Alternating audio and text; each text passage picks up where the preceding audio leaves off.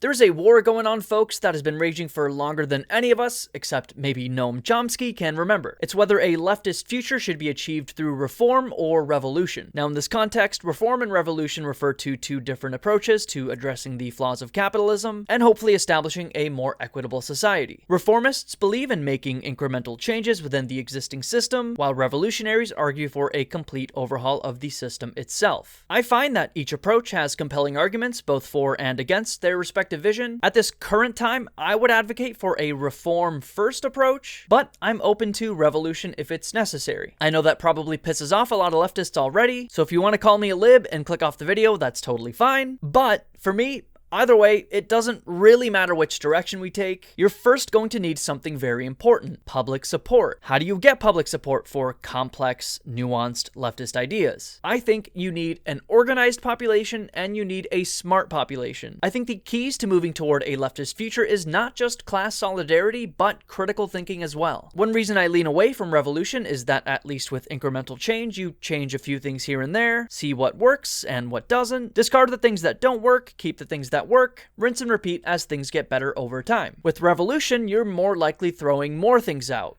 bigger things, and replacing them with things that are radically different, which can be an incredibly challenging task. Plus, you better hope to fucking God that you do everything right the first time, because if you don't, and you make things even temporarily worse, people are going to be very angry at you, and they may become more charitable to, say, reactionary forces who promise them solutions. We saw this, if I'm not mistaken, with the fall of the USSR. Now, like I said, there are solid arguments against reform that I do find compelling, despite leaning in that camp. I think the biggest one that people argue is that the capital-owning class, or in layman's terms, the rich and wealthy, have an extreme amount of power to squash any real attempt at leftist reform. Now, this is true. I do believe they will attempt to do this. This is why I no longer consider myself to be a social democrat. Second Thought made a great video about this. I'll link to my reaction to it in the description, but it more or less convinced me that social democracy won't be enough because corporations, the rich, the capital-owning class, have too much power over our socioeconomic system that they will always work to undermine any reformist gains. And my answer to this is fine.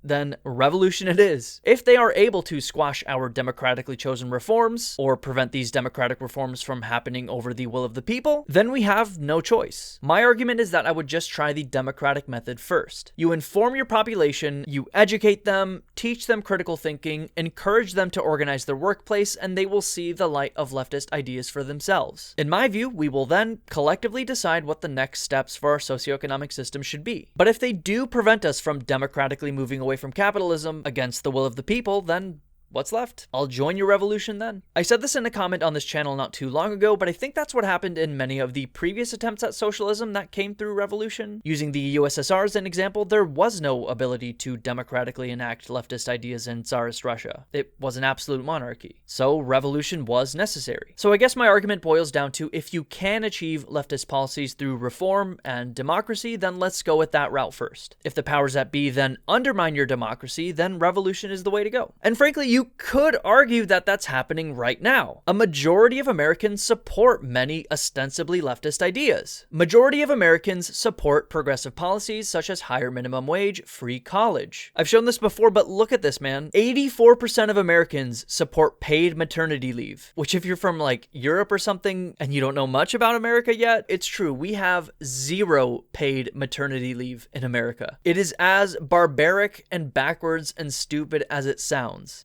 75% support government-funded childcare. 60% support boosting the minimum wage, and still a majority support tuition-free college and Medicare for all. That would be functionally universal healthcare if you don't know what Medicare is. Only 28% support UBI, so we've got some room to grow. And this isn't an exhaustive list. There are many more progressive, ostensibly leftist policies that the majority of Americans do support. So why aren't they happening? Honestly, it's kind of pretty much exactly what leftists warn us would happen if the people want something that would affect the bottom line of the rich or the capital-owning class. So I'd say I lean 65-35 in reform, but I do think there are compelling arguments both for and against on both sides, okay? I'm an actual radical centrist, okay? A patron of Economic Update asks, I've heard a critique of social democracy from some socialists, and it goes like this. Because of increased taxes for social democratic reforms, corporations will seek cheap labor and resources of the global south to stay competitive on the global market. Yeah, that's kind of what we were talking about earlier, right? This is part of why I don't consider myself to be a social social democrat anymore. There is just too much power. We've ceded too much power to the rich at this point. They have too much ability to retaliate. We need a different system entirely that does not function on profit, basically. Now, this would give incentive for a social democracy to inhibit the global south from their own socialism or just increase living standards, because then our prices would also increase, possibly even leading to cutting those reforms. Please give your thoughts on the validity of this critique. Yeah, I think it's an interesting critique for sure. Let's finally start the video and hear what Professor Richard Wolff has to say about it. Reform versus revolution. Let's go. This is Richard Wolff from Democracy at Work, responding to another Ask Prof. Wolff question from our Patreon community. Real quick, if you don't know who Professor Wolff is, he's a Marxist economist and professor. And this one comes from Jared Rogers. Jared asks a very, very important question. He's heard, he says, from some of his socialist friends that social democracy, movements of various kinds that push for higher minimum wages, that push for taxes on corporations, to carry out useful social services, the usual collection of policies promoted by social democracy, that those can have the unintended and unfortunate result that corporations, confronting higher wages they might have to pay, higher taxes they might have to pay, will run away from the countries, say, in the global north, where social democracy is powerful, and reestablish production in the global south, where they can get away without paying comparable minimum wages or without paying comparable taxes. Yeah. And I think that is an absolute slam dunk, perfect rebuttal against social democracy, frankly. Social SocDems, I am with you spiritually. Like, SocDems and like other leftists want the same things for people. They want high living standards. They want people to organize their workplaces and get paid well. Things like that.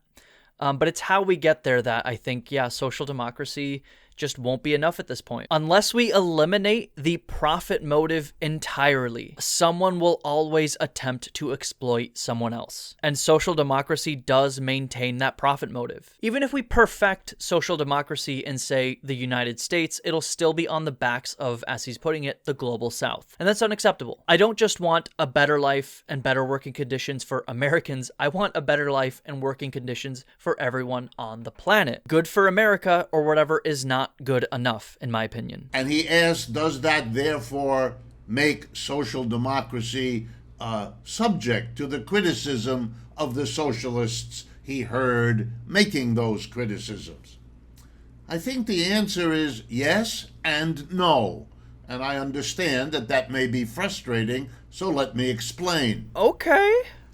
Anything that is done anywhere to try to offset the harshness of capitalism, the endless drive of capitalism to pull more profits out of production, the endless tendency of capitalism to create greater inequality of the sort that Thomas Piketty's work has so clearly proven and demonstrated over and over again. He is spitting Whatever right now. Social democracy tries to do to create a capitalism with a more human face, a democratically socialist version, if you like, may in fact do exactly what Jared Rogers' question points to. I would agree. It may well lead, it often has, for corporations to leave the countries, the areas where social democracy is strong, and move instead to where it is weak or absent.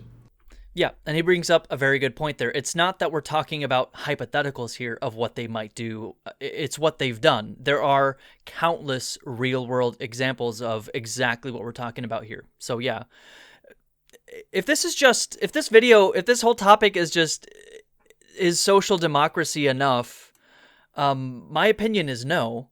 I assume, like social democracy in the short term, I believe for 100%. As someone who leans in the reform camp, I do believe we should advocate like trying to get universal healthcare in the United States. In the short term, that's just an easy, quick social democratic reform that we can get.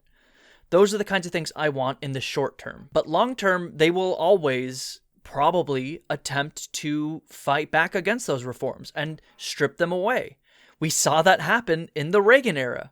We had more social safety nets, better wages, things of that sort pre-Reagan, and then Reagan comes in and fucks it all up. So any gains that you get under a capitalist system, even social democratic gains, can be and are often demonstrably stripped away from you. Sorry if that sounded weird. So yeah, I fully agree with what he's saying here. That's in the nature of profit maximization. That's what capitalists do. There's no question of... I said this in the other Richard Wolff video that I watched. This man, more than anyone I've ever seen, second thought, Hakeem Hassan, this man hates capitalism, bro. A deep, vitriolic hate for capitalism. And I agree that we should hate it that much. But man, he's very passionate about his dislike for capitalism, which is fun to watch. That. In a good way. And it means that much of the intention of social democratic reforms is either undone or is accompanied by enhanced exploitation in the global south. Yeah. 100%. But is that a reason not to pursue those kinds of reforms?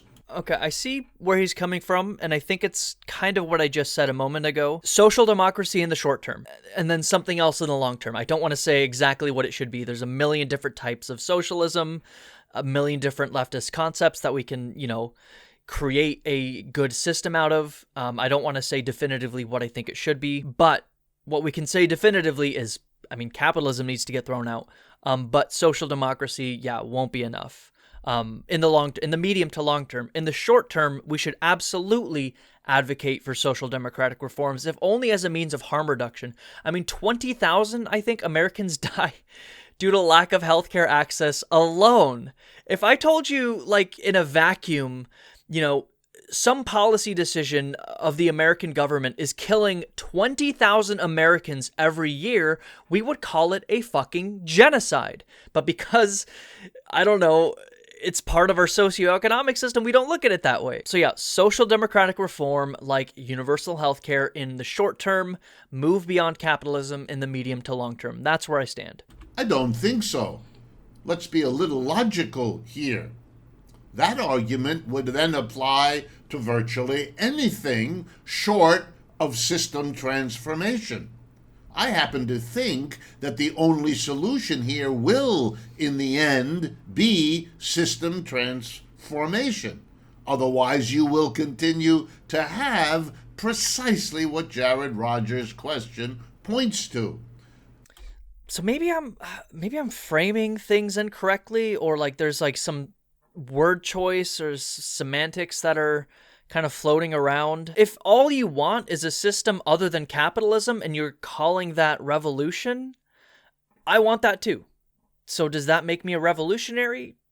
Fine, you can call me whatever you want to call me. There's also Marxist revolutions that involve things like the Vanguard Party and stuff that I have significantly more question marks over. I don't want to say I have a fully fledged out informed opinion on these things, but that's kind of, I think, a separate use of the word revolution. As you can tell, there's still a lot that I need to learn. Again, as I always say, that's what this project of mine is. And I really appreciate some of the comments I get from you guys saying you're here learning with me. That means a lot. Anyway, let's continue. Capitalists evading, weakening, undoing social democratic reforms one way or another, and often at the expense of other parts of the world that they escape to. Yes, and that's inexcusable. And if that's what we're calling revolution, if you're defining revolution as social democracy is not enough, then I'm 100% on that side, if that's how you're defining it. At least for a while. But the question is, how do you build a movement strong enough to make the system change that these socialist critics are pointing to? And here the irony is, and hence my yes and no answer, You need to fight for reforms, because fighting for those reforms and then explaining to the people fighting for the reform how capitalism gets around it, how capitalism escapes and evades it, and how capitalism's harshness simply moves to yet another group of workers. Okay.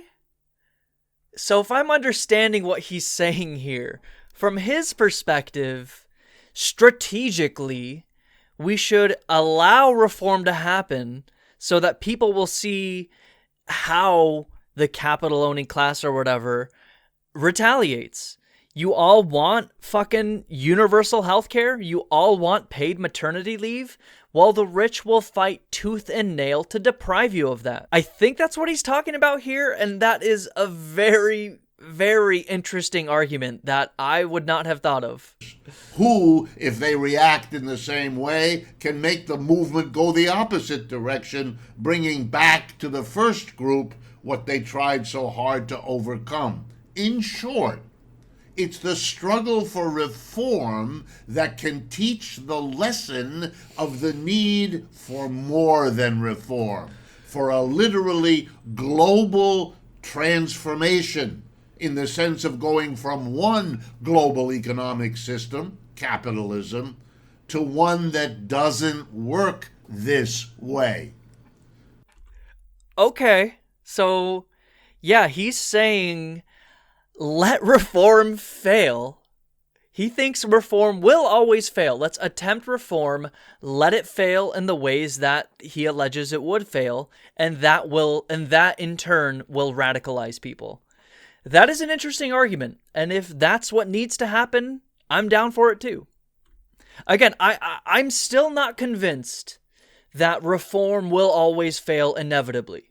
I'm not necessarily convinced of that in all circumstances. As in, I do think while democracy exists, we can achieve leftist policies through democracy. It's incredibly challenging, but I think it can be achieved. Again, stopping at social democracy is not the right call, but I don't want to throw out the baby with the bathwater. But he is bringing up a very good point here. But it won't do much good to talk about it if you are not busily fighting for the improvements that will enable people to get it, to understand it, to become advocates for it. Otherwise, you will have what we have had for a long time: the division between those fighting for reforms but being looked askance at by those who see the need for system change, and likewise those who preach system change being alienated and disunified in terms of all those people fighting hard for a better wage, a better school program, a better health system, and all the other reforms that social democracy typifies. Let's not get caught in that stale, old reform versus revolution mentality.